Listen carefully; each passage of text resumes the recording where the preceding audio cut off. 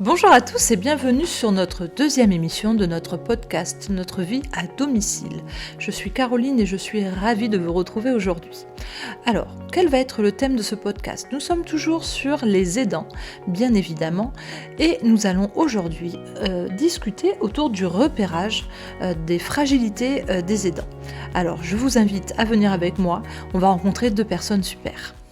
Aujourd'hui, je suis en présence de Muriel Bombal et Nathalie Marcès qui vont se présenter toutes les deux pour ce nouvel épisode sur notre podcast Notre vie à domicile. On est toujours sur le sujet des aidants et aujourd'hui, vous allez comprendre pourquoi j'ai invité ces deux personnes. Vous allez voir au fur et à mesure qu'elles ont une expertise, chacune dans leur domaine, et en tout cas sur la prise en charge et l'accompagnement des aidants. Je vais vous laisser donc chacune votre tour vous présenter. Muriel, à toi. Donc Muriel Bombal, je suis psychogérontologue de formation, avec une expérience au début de ma carrière plutôt dans tout ce qui était prévention de la santé des seniors. Et dans ce cadre-là, j'ai eu l'occasion de travailler sur l'accompagnement des aidants à travers la mise en place d'actions de territoire pour essayer de recenser les besoins et tout ce qui pouvait tourner autour des aidants. Et ensuite, dans une seconde partie de carrière, plus axée sur le terrain, avec des accompagnements de situations à domicile, où évidemment, l'idée c'était d'accompagner les bénéficiaires et leurs aidants. Voilà. Et aujourd'hui, une activité qui se partage entre du temps salarié et du temps libéral, où sur mon temps libéral, je travaille toujours beaucoup sur la question des aidants à travers une collaboration avec France Alzheimer, mais aussi sur le réseau du territoire, sur les différentes structures et auprès des aidants eux-mêmes. Donc vous comprenez bien pourquoi Muriel est autour de cette table aujourd'hui. Et donc on a aussi Nathalie qui est avec nous. Alors, Nathalie Marcès, donc je suis auxiliaire de vie sociale à l'ANSAD depuis ma 8e année. J'interviens sur le secteur de Saint-Sabin, Saint-Ignace-Saint-Marie. Et donc toi, parmi tes bénéficiaires, tu as eu forcément des bénéficiaires qui avaient des aidants. Bien sûr, à domicile, oui. On en a quelques-uns qui sont là pour nous aider et voilà, aussi. Et donc on va pouvoir discuter aussi de comment on accompagne quand on est sur le terrain de la domicile et comment on accompagne les salariés qui sont sur le terrain. En fait, il y a une chaîne entre vous, il y a quelque chose un peu comme ça. Justement, Muriel, donc, par rapport à l'AMSAD, toi, tu interviens auprès de nos professionnels sur des formations pour repérer en fait les fragilités des aidants. Est-ce que tu peux nous expliquer un petit peu en quoi consistent ces temps de formation ? Alors, le principe... en fait, c'était la démarche de départ pour l'AMSAD, c'était de former l'intégralité de ces intervenants à ce repérage de la fragilité des aidants, avec cette idée que pour faire un bon accompagnement du bénéficiaire, il faut que ça puisse se faire en bonne entente avec l'aidant. Le constat du travail de terrain, c'est que souvent l'aidant il peut être en difficulté et du coup être un petit peu un grain de sable dans la prise en charge de son aidé, même si l'idée pour lui c'est toujours de faire au mieux pour son aidé, ça peut être parfois pour les professionnels un petit peu compliqué, un petit peu difficile. Ce qu'on entend, enfin en tout cas moi ce que j'entends, c'est que parfois on va aller sur ça, mais c'est un peu compliqué. Nathalie, toi, est-ce que dans ton accompagnement, tu as des fois où en effet les aidants, on ne va pas tout à fait dans le même sens que eux, ou en tout cas, on parlait d'un grain de sable. Est-ce que tu as des expériences comme ça où l'aidant c'est pas toujours facile ? Des fois, l'aidant, des fois, il veut peut-être faire... Enfin, des fois, on les prend dans notre prise en charge. Ils viennent avec nous, on fait participer. Bien Parce sûr. que sinon, si on les met trop à l'écart, ils se sentent rejetés en tout cas. En fait, est-ce que des fois c'est compliqué ? Vous n'allez pas dans le même sens ou... Des fois, ça peut être compliqué parce qu'ils ne font pas les choses comme on voudrait qu'ils... Donc des fois, nous, on dit non, mais non, on va faire juste comme ça, ce sera plus facile. Enfin, on explique de façon à ce qu'ils puissent avoir les bons gestes. Oui, et puis parce c'est que aussi des fois, pour pas se faire mal. Voilà, c'est tout à fait. Parce que le montage du lit, tout ça, ils ne font pas toujours quand on n'est pas là et on leur dit non, c'est pour votre dos, ça sera mieux. votre papa aussi, ça sera mieux. Donc, ce que tu dis, en fait, c'est que tu as aussi un rôle, toi, pas de formateur, mais en tout cas, où tu vas pouvoir accompagner l'aidant à ne pas se faire mal. Et ce que j'entends aussi, c'est quand tu n'es pas là. Oui, Parce que c'est eux qui prennent le relais. ils prennent le relais quand on n'est pas là. Parce que C'est peut-être ça qui coince. Mhm. C'est qu'on a l'habitude de se dire, en tant que professionnel, que les aidants prennent le relais quand on n'est pas là. Mais c'est l'inverse. C'est nous qui prenons le relais des aidants. Exactement. Parce qu'ils étaient là bien avant nous. Ah oui, tout à fait. Et je crois que la grosse difficulté avec les aidants, c'est que pour une grande majorité, ce sont avant tout des aimants. C'est-à-dire qu'ils aiment leurs proches, qu'ils sont là pas parce qu'ils sont des aidants, mais parce qu'ils sont, ils font partie de la vie de la personne dépendante. Et du coup, ils n'ont pas conscience d'être aidants en fait au départ. Pour eux, ce qu'ils font, c'est naturel, c'est normal, ça fait partie de leur devoir, mais sans être un devoir, c'est un devoir du cœur, hein, la plupart du temps. Sûr. Et du coup, pour certains, voire pour peut-être une majorité, je ne sais pas, je n'ai pas les chiffres exacts, mais ils ont du mal à accepter au départ que d'autres rentrent dans cette intimité-là parce que c'est leur truc, quoi. C'est leurs proches. C'est leurs proches qu'ils aiment eux et s'ils font les choses, la plupart du temps, c'est par affection, par amour. Ou par lien, parce que l'amour, on ne peut pas forcément le mesurer, mais voilà, par lien de proximité avec la personne dont ils s'occupent. Et souvent, ils vivent un peu les professionnels comme l'arrivée du shérif, quoi. Bien sûr, Philippe nous disait sur un épisode avant, Philippe qui est donc un aidant, qui était un aidant, il disait, mais en fait, moi, d'un regard, je comprenais ma femme. Moi, j'ai la lecture du regard. Parce que 20 ans, 30 ans, 40 ans, passés ensemble. Ouais. Et l'aide à domicile venait et je disais, mais moi, dans son regard, je vois que non. Oui. Enfin, il y a aussi elle vous dit ça. oui, mais elle pense non. Exactement, elle vous dit oui, mais elle pense non. Donc il y a aussi ça quand on est professionnel à prendre en considération. Et enfin, c'est naturellement, on intervient dans un foyer. Et c'est ce que j'explique aussi au cours de la formation sur le repérage de la fragilité des aidants. J'explique aux équipes qu'en fait, la prise en charge idéale en fait, pour une personne en difficulté, en perte d'autonomie, quelle que soit la raison de la perte d'autonomie, c'est de savoir allier la compétence des aidants, la compétence naturelle des aidants et la compétence professionnelle des pros. C'est qu'à un moment donné, il faut aussi que le regard des aidants change sur les professionnels, ça c'est sûr, mais aussi que le regard des professionnels change sur les aidants, dans l'idée que l'aidant, c'est pas juste quelqu'un qui va soulager le professionnel en faisant telle ou telle chose. C'est nous, professionnels, qui venons soulager l'aidant. Et c'est à nous de nous glisser dans ce qui existe déjà et non pas de révolutionner la façon dont ça se passe. Toi, dans ta prise en charge, tu vas faire quoi? Je m'occupe du bénéficiaire et je m'occupe en même temps de l'aidant. Quand il a besoin d'un moment à eux, on est là aussi pour ça, quoi. Tu le ressens comment? Il vient te chercher ou il y a des choses on voit souvent en fin d'intervention qu'ils ont besoin de parler de ce qui s'est passé dans la journée, des petites choses. Ils viennent déposer en fait à vous. Oui. Alors des fois, nous, on peut les aider dans des remarques ou des choses. On peut peut-être faire comme ça. Peut-être que votre papa, il n'est pas bien aujourd'hui. Et du coup, pour eux, ça leur fait du bien déjà de nous parler. Ah oui, non, mais totalement. Parce qu'ils sont seuls, enfin souvent. J'ai des situations où c'est que la dame travaille encore. Donc c'est une situation où c'est qu'elle a son papa chez elle. D'accord. Donc ça fait à peu près 15 ans qu'elle a son papa. Donc là, il a une perte d'autonomie évidemment énorme. Et du coup, elle a vraiment besoin qu'on la soulage parce qu'on la sent à bout de la situation. Mais du coup, c'est intéressant parce que vous vous positionnez du coup comme un peu l'élément extérieur qui va leur permettre de lever un peu la tête.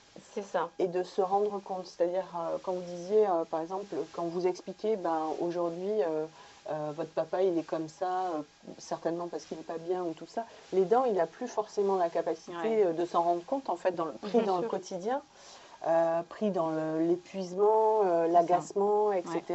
Des fois, il y a un manque de lucidité qui est valable pour tout un chacun au quotidien. Et donc d'autant plus dans ces situations-là qui sont compliquées. Et du coup, c'est ça, c'est que vous servez d'interface un peu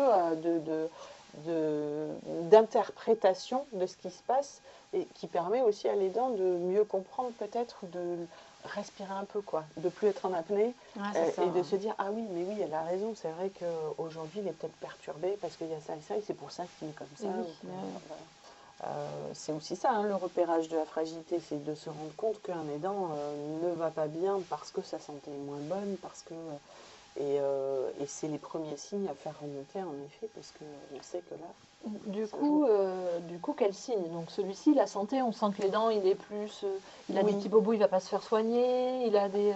Alors, ça va être quoi exactement? L'idée, en fait, là, de ce repérage, c'est de s'appuyer sur une grille d'observation, tout simplement.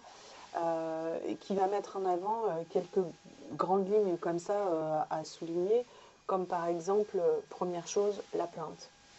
Si une plainte apparaît, alors évidemment il y a des gens qui sont dans une pratique de la plainte naturelle, mais dès lors, en fait, la première idée c'est déjà d'observer le changement dans le comportement de l'aidant. C'est ça, la clé, c'est déjà observer le changement. C'est-à-dire qu'il faut qu'il y ait un changement qui apparaissent et qui s'installent.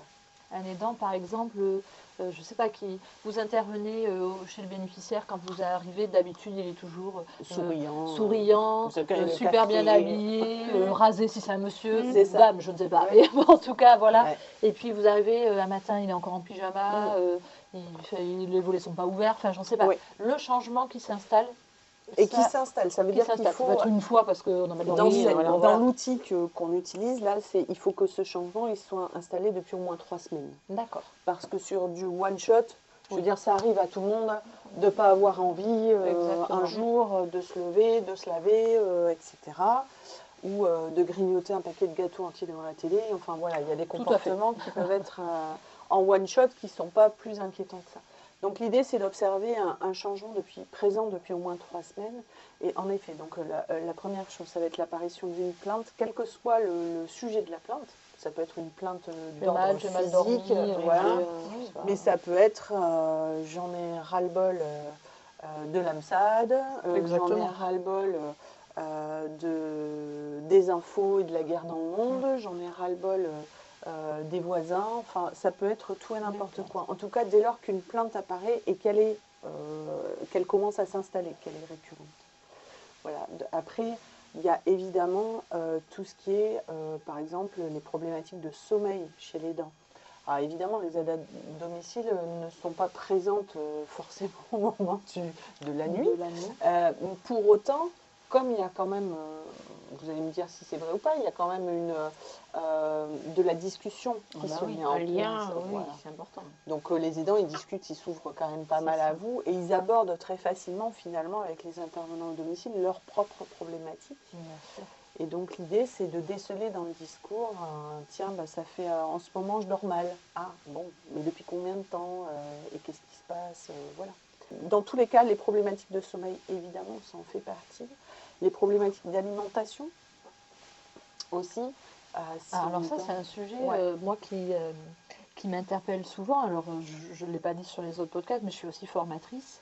Et quand on évoque l'alimentation, on a aussi assez souvent des retours des aides à domicile qui disent « Oui, mais l'aidant me demande de forcer le bénéficiaire à manger. Si, il faut absolument qu'il mange. Si, il faut absolument... » Et ça, parfois, c'est problématique et c'est compliqué. C'est qu'on n'a pas le même rapport, c'est-à-dire que à l'alimentation. C'est ça. On mange donc on est en vie. Enfin, c'est ça. C'est exactement ça. On est sur quelque chose de très très archaïque, à savoir que la fonction nourricière, qui est peut-être plus prononcée chez les femmes d'ailleurs, pas rester dans la maman qui nourrit est derrière les idées préconçues. Mais on le voit aussi chez les hommes aidants, de toute façon. Dans tous les cas, cette fonction nourricière, elle reste symboliquement très ancrée à la notion de vie. Et du coup, les aidants perdent parfois aussi leur lucidité par rapport à ça. Ils veulent tellement que leur aimé reste en vie qu'ils peuvent parfois en venir, même presque, si j'ose dire le mot, maltraitant, c'est-à-dire à vouloir forcer la personne à manger coûte que coûte. À être parfois un peu rude avec les aides à domicile parce qu'elles n'y arrivent pas ou qu'elles n'ont pas envie d'insister jusque-là. Donc voilà, et on sait aujourd'hui que quelqu'un qui est en perte d'autonomie, voire en perte d'élan vital, c'est-à-dire qu'à un moment donné, il arrive un moment aussi où le bénéficiaire peut avoir envie de lâcher prise par rapport à son instinct vital et se laisser glisser doucement et tranquillement vers une mort la plus apaisée possible. Et ben ça, c'est quelque chose que l'aidant, il a du mal à accepter parce que d'abord, c'est douloureux, parce que ça veut dire séparation. Et donc, coûte que coûte, on continue à maintenir en vie. Alors, c'est une gageure, hein, parce que c'est pas le fait qu'il prendra 5 cuillerées au lieu de 3 qui va le maintenir en vie plus longtemps. Mais il y a quand même cette idée symbolique que tant qu'il mange, il reste en vie. Et puis, tu parlais tout à l'heure que tu as un gros partenariat avec France Alzheimer. Et du coup, on parle d'alimentation. Du coup, dans ma tête, ça me fait penser au manger main. Oui. Et qui est une technique, alors pour ceux qui ne la connaissent pas, c'est le fait de cuisiner les aliments de manière à ce que la personne ne soit plus obligée d'utiliser un couteau, une fourchette, des outils qu'il ne sait plus utiliser de par sa pathologie, hein, et qui puisse venir manger avec les mains. Et ça aussi, parfois, de faire changer le regard, parce que dans notre société, manger à la main, c'est les enfants, C'est ça. ou les souillons, enfin, sans vouloir... C'est ça, c'est la convention sociale qu'il faut mettre de côté. Ça aussi, c'est très dur pour les dents. En fait, ce qu'on est en train d'illustrer là, c'est que les dents, il est confronté sans arrêt à des deuils. Exactement. C'est ce qu'on appelle le deuil blanc. C'est cette Un deuil, succession de mini-deuil. Voilà, c'est une succession de mini-deuils, c'est-à-dire accepter que la personne qu'on a connue ne soit plus adaptée aux conventions sociales. Donc, c'est compliqué de sortir, d'aller au restaurant, de faire des activités qu'on avait l'habitude de de recevoir, faire. quand De son recevoir. bénéficiaire est maintenant dans un lit dans le salon et pas... Exactement. Il y a tout ça aussi. Il y a plein de choses en fait. C'est des deuils multiples en fait. C'est à la fois des deuils dans leur amour de leurs proches, tels qu'elles l'ont connu, mais c'est des deuils aussi dans leur vie personnelle, comme tu viens de le préciser, sur le fait que de fait ils renoncent à des activités sociales pour eux-mêmes parce que le contexte fait qu'ils ne peuvent plus recevoir. L'épuisement peut faire aussi qu'ils n'ont plus envie, mais il y a tout qui se cumule en fait. Et c'est une multiplicité de deuils. C'est pour ça que moi j'ai l'habitude de dire qu'un aidant, et c'est d'ailleurs la démarche de l'AMSAD à la base, hein, sur la création de la parenthèse des aidants, un des principes de base de cette réflexion menée par l'AMSAD, c'était de surtout laisser le temps au temps par rapport à l'aidant. Lui laisser le temps de réaliser qu'il est un aidant, parce que comme je le disais tout à l'heure, première base. Ah oui, je suis un aidant. Parce qu'il n'en a pas conscience. Et puis après, lui laisser le temps de cheminer sur ce que ça implique. Qu'est-ce que ça veut dire que le fait d'être un aidant? C'est renoncer à retrouver la personne qu'on a aimée telle qu'on l'a connue, accepter la pathologie, la perte d'autonomie, etc. C'est accepter les changements que ça implique dans la vie quotidienne, c'est accepter la perte des facultés, parfois les changements de personnalité aussi de son proche. Tout dépend des problématiques, mais ça peut arriver. Il y a tout ça, et puis renoncer soi-même à sa vie, à ses activités extérieures, même si on le fait de bon gré. Il n'empêche qu'à un moment donné, c'est un deuil. Voilà, il y a un deuil de quelque chose. C'est ça. C'est aussi faire le deuil de l'image qu'on avait dans le regard de l'autre, parce que parfois, on se fait houspiller par la personne qu'on aide. C'est vrai. Les bénéficiaires, des fois, ne sont pas toujours... C'est ça. Et quand on passe du statut à la fille chérie adorée, à celui de l'enquiquineuse du quotidien, etc., Oui. c'est parfois compliqué aussi. Voilà, enfin, il y a tout un tas de choses qui sont bouleversées, en fait, dans l'entrée de la perte d'autonomie dans un foyer, quel qu'il soit, et quel que soit le nombre de personnes impliquées dans le foyer, quoi. Et du coup, quand tu parlais, Samuel, je pensais, on s'est vu un peu avant cette émission et donc on a discuté toutes les trois avant. Et je pensais à ces ateliers collectifs. Donc Nathalie, avec une équipe d'aide à domicile et aussi avec des aides-soignantes, sur le mois de décembre, vous avez organisé un Noël partagé, donc avec des bénéficiaires âgés, des bénéficiaires en situation de handicap. Alors moi, je suis venue à cet atelier collectif pour faire quelques photos et j'ai mangé à côté d'un couple. La dame a été la dame qui a tricoté les costumes. Il faut savoir que pour cet atelier, une bénéficiaire avait tricoté des costumes de Père Noël, etc., puisque c'était sur Noël. Et moi, j'ai observé un mari mais qui était en admiration devant sa femme. Et en fait, elle avait, du coup, elle qui était une bénéficiaire, elle a pris une place d'actrice, en fait, Ben dans oui, ça. oui. Du coup, oui. Complètement. Et il est clair que c'est crucial, en fait, de proposer un accompagnement, nous, les professionnels, qui soit un accompagnement hors de la prise en charge au quotidien. Parce que ça permet finalement à tout le monde, que ce soit les professionnels, les aidants, mais aussi les aidés, de changer leur regard sur eux-mêmes et sur les autres. Là, pour une fois, alors qu'on est dans un contexte où les aides à domicile viennent à la maison, ou les aides-soignantes viennent à la maison pour nous aider à gérer le quotidien, la toilette, l'habillage, la prise du repas, etc., etc., on se retrouve dans une activité partagée par tout ce monde-là, hors contexte de la prise en charge de la dépendance, de la maladie, du handicap. Et du coup, même la personne bénéficiaire, la personne dite dépendante, se retrouve extrêmement valorisée parce qu'elle est actrice de ce qui se passe, parce qu'elle peut faire des choses. Son aidant complètement halluciné parce que du coup, il la regarde d'une autre façon et finalement, il retrouve de l'autonomie chez sa femme qu'il voyait peut-être depuis un moment plutôt comme quelqu'un de très dépendant. Et puis, ça permet aussi aux professionnels de se rendre compte que sortis de ce quotidien, les bénéficiaires, ils sont capables de faire plein de choses. Mais ils oublient tout quand ils sont sortis comme ça. Ils Mais oublient c'est tout. ça. Bien C'est, sûr.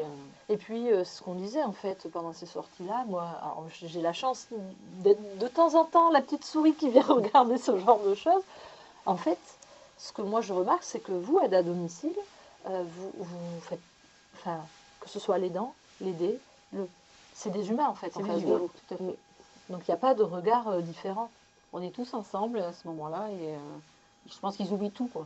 Cette journée-là, ils oublient Et nous, avec, leur petit quotidien. Et Ah, nous bah, aussi, hein, complètement, hein. totalement. Oui, Ils oublient leur fracas du quotidien. Voilà. Et nous, on C'est oublie que, qu'on voilà. on les aide et, Oui, voilà, c'est ça. et on s'amuse avec eux Tout et à on fait. partage. En fait, c'est ça qu'ils recherchent surtout, c'est cet échange humain, en fait. Tout à fait. Et puis, du coup, pour en revenir à l'aidant, quand on voit son aimé, j'aime Ouais. bien quand tu l'appelles comme ça, son aimé, se faire beau, pour ouais. ressortir, se faire... Ouais.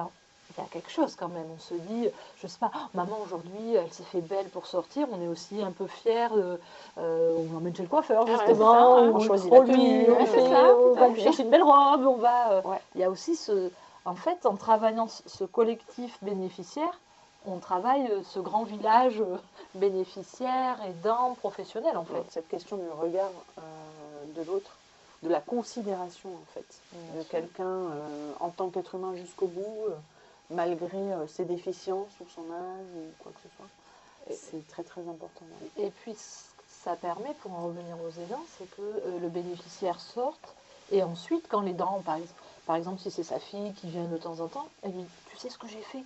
Il y a aussi quelque chose, parce qu'un bénéficiaire qui reste chez lui et qu'il ne voit Il sort que jamais. le professionnel, Ouais, c'est ça. qu'est-ce qu'il a lui à apporter à l'autre, à raconter, on aime, on le fait tous quand on rentre chez nous. Tiens, il s'est passé ça, tiens, il y a eu quelque chose. On a envie aussi d'avoir ce partage social.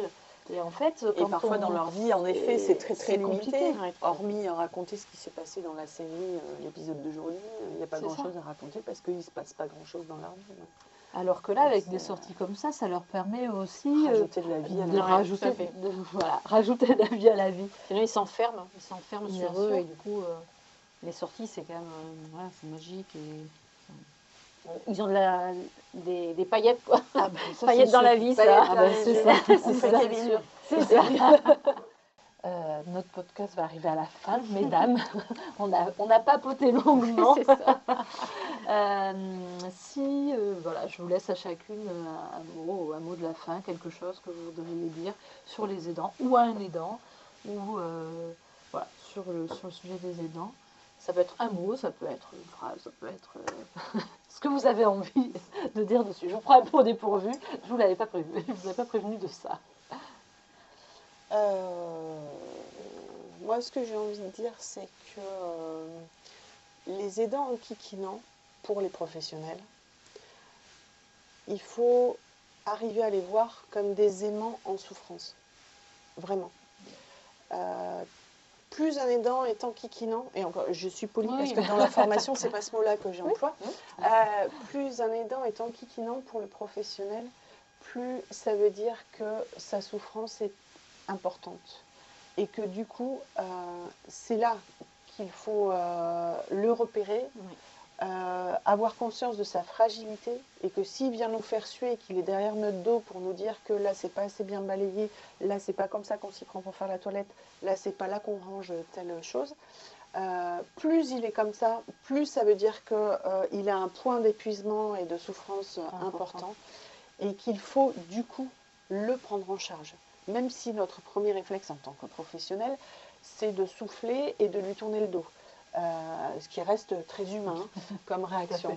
Mais c'est vraiment de prendre conscience que c'est justement là, parce qu'il n'est pas en demande de rien, il est juste en révolte. Oui.